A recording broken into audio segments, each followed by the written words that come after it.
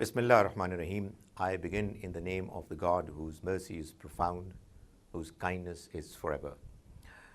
Brothers and sisters, from this session onward, we are making an attempt to understand the language of the Quran so as to be able to understand the Quran directly. There is no doubt about the fact that it is a very important task, and therefore it demands an equally devoted attention and continuous effort on the part of all those who wish to understand the Quran directly.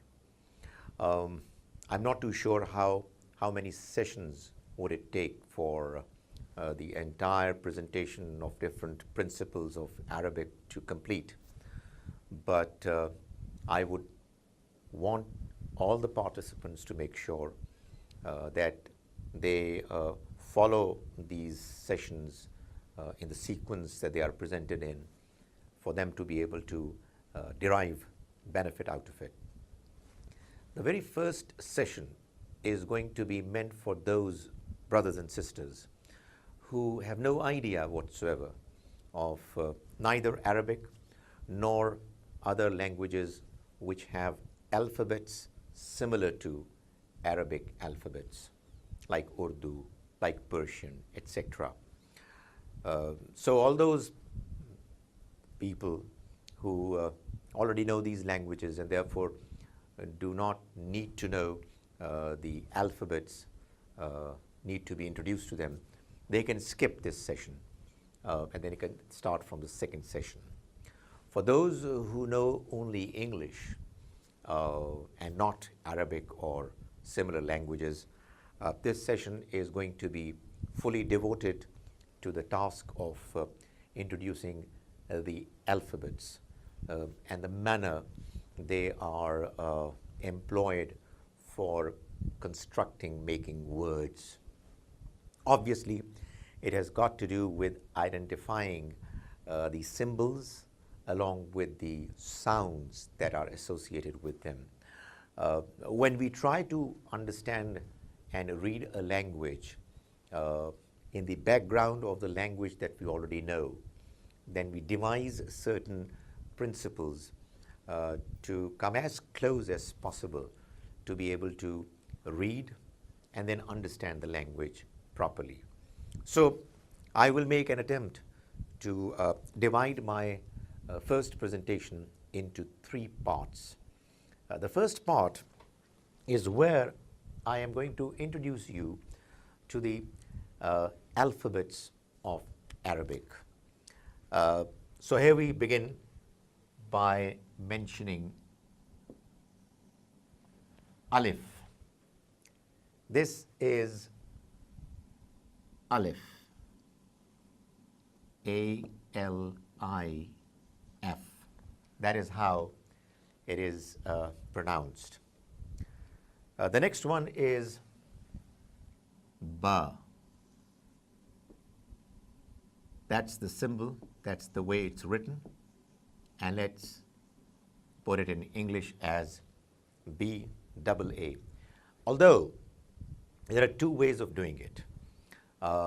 One more academically popular way of writing it is to put a bar above A to make it appear as double A. But right now, because we are at the very beginning of trying to understand the sounds of these letters, let's do it in as simple a way as is possible. Then we have Ta, which is two periods, dots above the same form as Ba. And this is, again, obviously, you'll have to revise and repeat it over and over again to be able to master it and come to terms with it. Then we have another alphabet which has a slightly more difficult, a little more complex sound. This is the.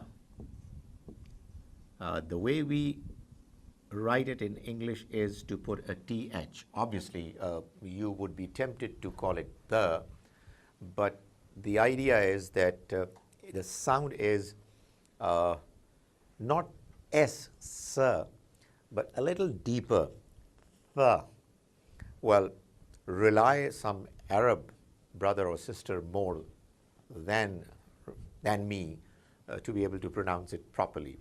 But it's the, which is not sir, not S, but somewhat deeper. And then you have Jeem, which I am putting it as J-I-I-M, but you can understand that if we follow that system of transliteration, that is writing Arabic with English letters, we would have put one I with a cap above it. That is Jeem. Now, Alif is, I would say, more like A. Ba is B. Ta is T. Even though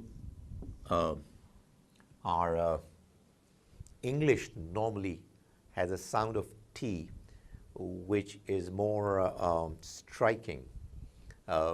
You soften it and it is the, not probably you have French and other languages where this sound is softer, the. The is cannot put any English equivalent alphabet, so it's the. And Jeem is in actual fact J. So these are the alphabets that we are doing. What I'm doing is that the name of the alphabet, the way it's spoken in Arabic, and then the English equivalent letters or alphabets in parentheses. After Jeem, we have Ha. Now, this is not simply Ha. This H in the system of transliteration has a dot beneath it, which really requires you to have a sound coming from a little deeper side of your throat. Ha. Again, trust more some Arab brother or sister and listen to them carefully. Ha. This is actually written as H, as I said, with a dot underneath it. You might ask, why a dot? Why not simply H?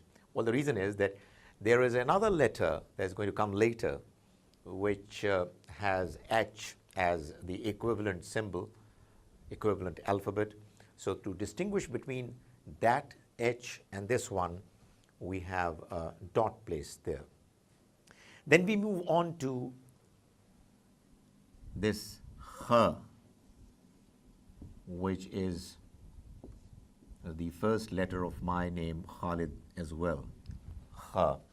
Now, you would be tempted in English to read it as K. That's why many English-speaking friends, they call me Khalid, but it's H. You know, it's a deep sound coming from, again, inside, some place inside the throat, and it's H. You know, I've lived some part of my life in Wales. There, this sound of H comes pretty naturally. Machanlecht and Chlanachli, etc. So this is H. Then you have Dal. And Kha, again in English, you have KH, Ha. Then you have the, which is called dal, and this is simply the. But the D here is again like T of the, is basically not quite as sharp in the English D. So when you say David, it's a sharp D. But when we pronounce the same name in Arabic, it's Daoud. It's not Daoud, it's Daoud. So that is dal, and then we have zal. Now zal is D-H-A-A-L. Again, obviously, I wouldn't continue to repeat the fact that you have the alternative way of writing it with a single A with a cap on top. Now zal is Z, but you again might ask why not Z, and I'll come up with the same answer, because there is yet another alphabet which is going to need Z, because its sound is pretty much closer to Z than this zal. This is again a little deeper in your tongue, zal, zal. Again, as I said, do keep listening very attentively, closely, the way the Arab brothers and sisters, they pronounce it. And I put it over here as DH, zal. Then we have Ra. Ra is R-double-A, and thankfully it's a simple R, which is the English equivalent of it. Then we move on to Zay. Zay is Zay, and you have simply Z, which is, as I said, this is where Z of English comes very close to Zay of Arabic. Then we have Seen. Seen is seen, or alternatively, instead of double I, you can have one I and the cap, and it's actually S, which obviously makes the task much simpler, easier, because you don't have to have anything in addition. Then we move on to Sheen. Sheen is this, with 3 dots, and if you want to mention the name of it, it's Sheen, and the alternative we've already talked about, one I and a cap, and if you write a word with a sheen in it, then it's going to be SH, which is again simpler than many other alphabets of Arabic when they are used for transliteration purposes. Then we have Swad. Swad is basically Swad, S with a dot, and when it's written, it's S with a dot underneath it. So it's not like Seen Sad, it's Swad, a little deeper, viscous, not quite as dilute, call it deep. This is Sad. Then you have Dhad, which is D with a dot and double AD. Again, you might like to do it as a single A with a cap. And if you write it in a word, use it, then it's just D dot, Dhad. After that, we have Pa. ta is this. Remember, we had a ta here.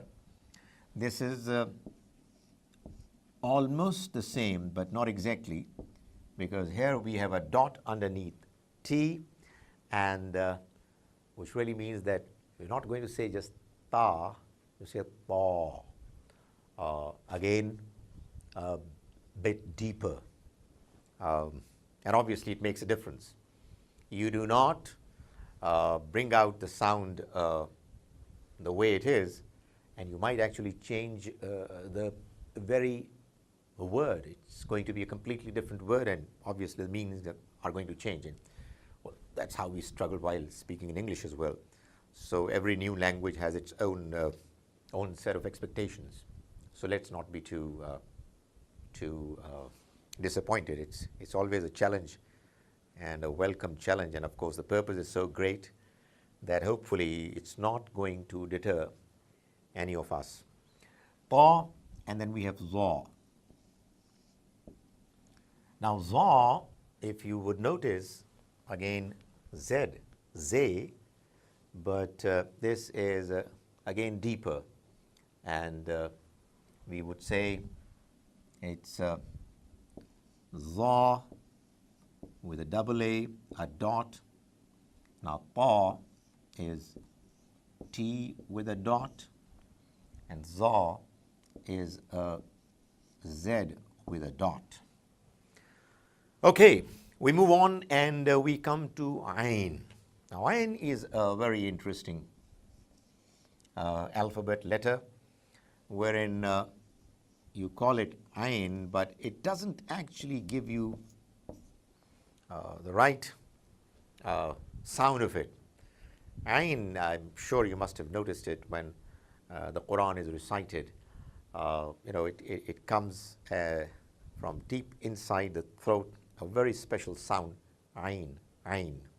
We people belonging to the subcontinent quite often struggle to bring it out from the right place. But let's keep trying it, Ain. When you write it, well, how do you write it? Now, let's say you are using it for A, and I'll talk about it later, that A is, like in English, it's a vowel. We have a different way of treating vowels in Arabic. But you put a symbol like this before A, and it would it would sound like Ain. More of it later, but that's what Ain is. So now we are left with how much? You're left with Ghain, right? Now Ghain is this. Completely new figures for many of you, but then obviously you've got to gradually try to get familiarized with it. Ghain. Obviously, you would be tempted to read it as Gain, Ghana. But no, it's not Ghana, it's not Gain. It's Ghain. Again a sound not very different from Ain. It's Ghain, Gha. I'm trying to think of a word which probably would bring you closer to the understanding of it, but I'm sure that you'll be able to make up something on your own. Ghain, which is again a new sound for you, but you keep repeating it and hopefully you're going to be able to master it.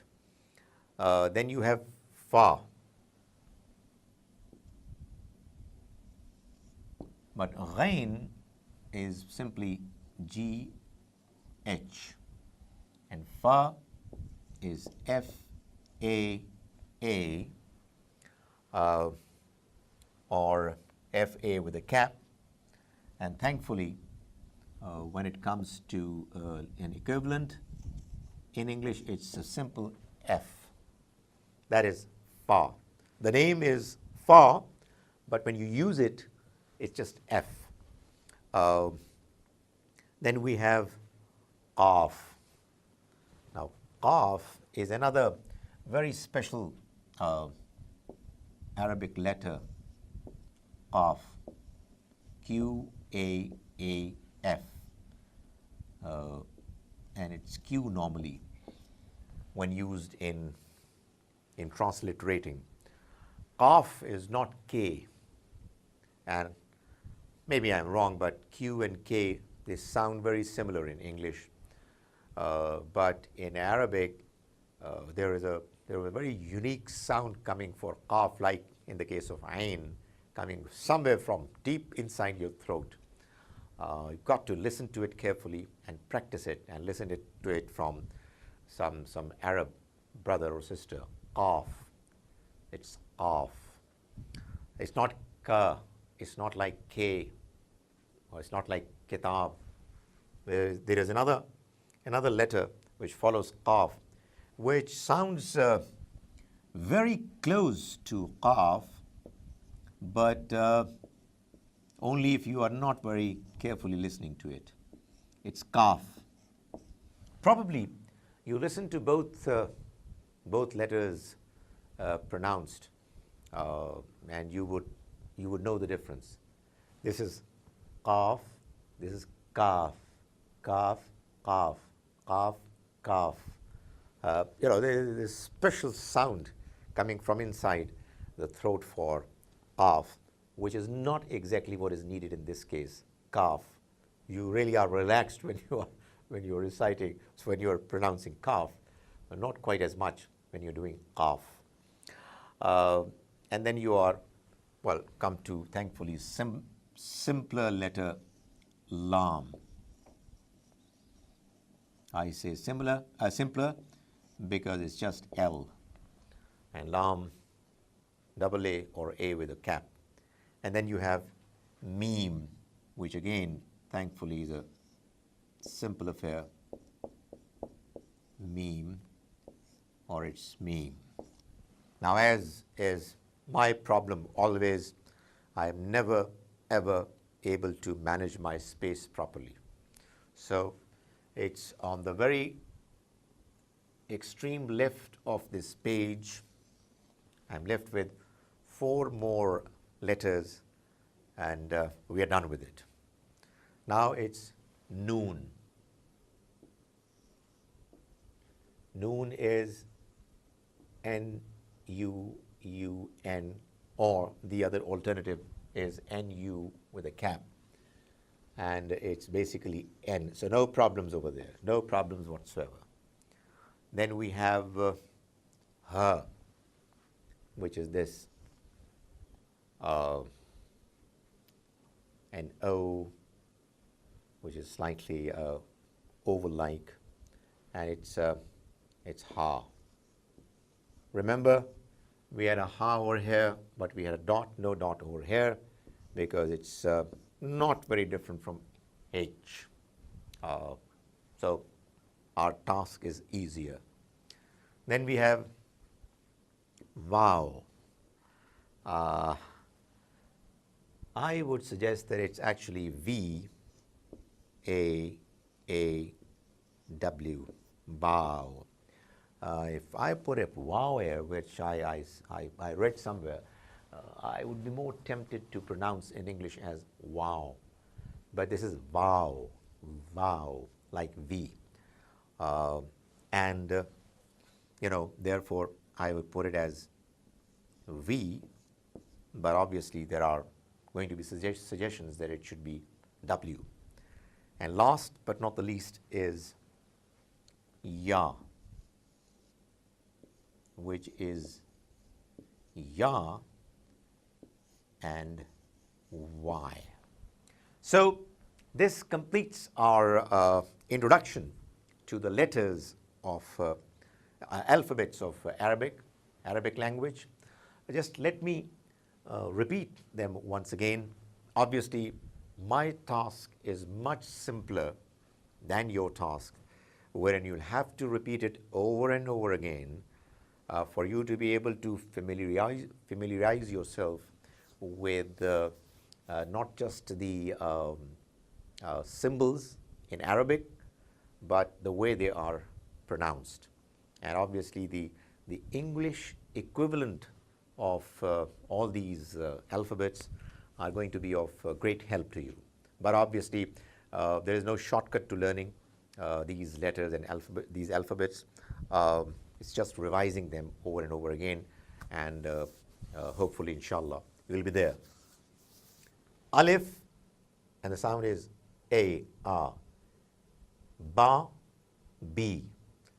Ta, T, but it's the, not t. Tha is tha, tha. It's a little deeper than S.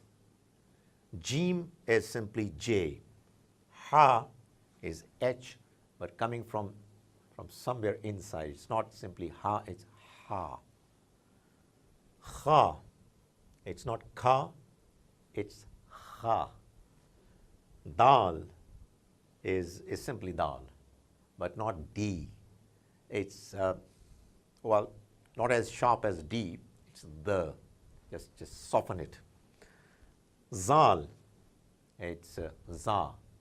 It's not dha, it's za. Then ra is R. It's not very different from R.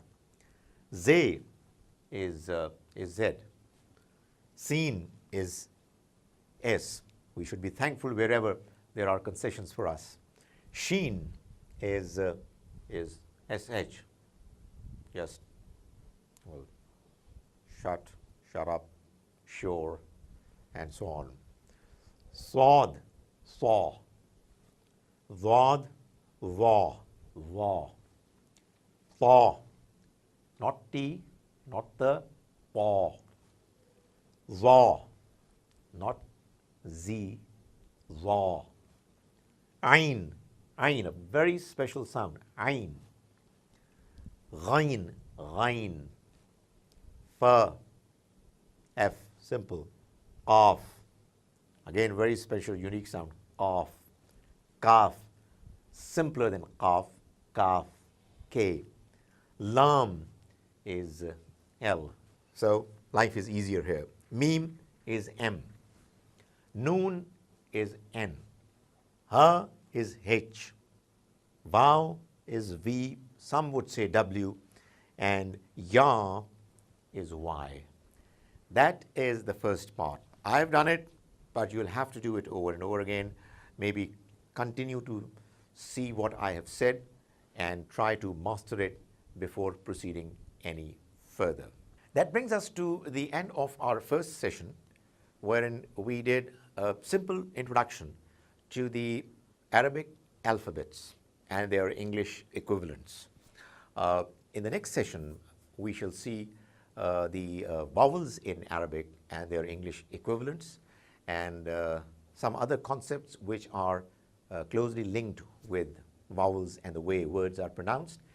And then, inshallah, in the next session, we're also going to start using our understanding of these alphabets and vowels to start understanding the way words are read. So hopefully, inshallah, you will gradually be able to read Arabic text and then also be able to understand it. May the Almighty enable us to understand His book properly.